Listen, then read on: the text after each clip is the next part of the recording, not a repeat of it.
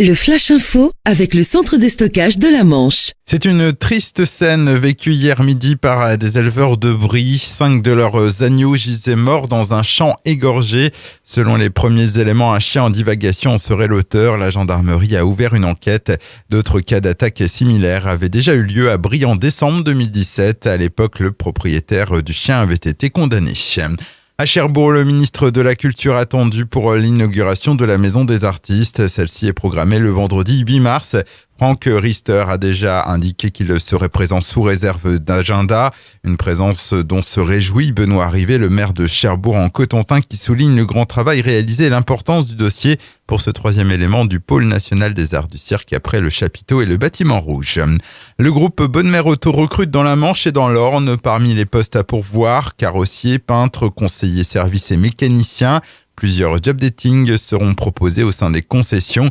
Dans la Manche, rendez-vous le 27 février à Saint-Lô et le 6 mars à Cherbourg. Il est conseillé de se faire connaître par avance sur le site internet du groupe Bonne-Mère Auto ou sur leur page Facebook.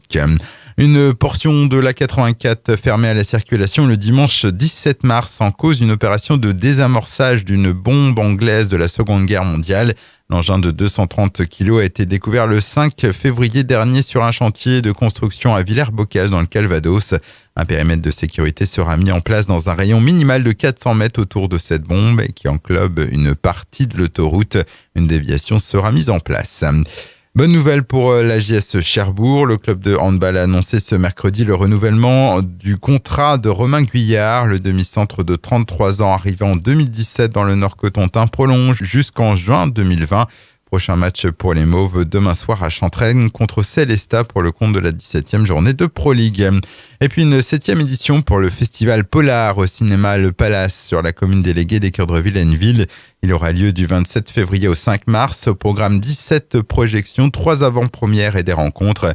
Plus d'informations sur le site lepalace.org. Le Flash Info vous a été présenté par Landra, centre de stockage de la Manche à Digulleville. Pour en savoir plus et visiter notre centre, 0810 120 172, coup d'un appel local.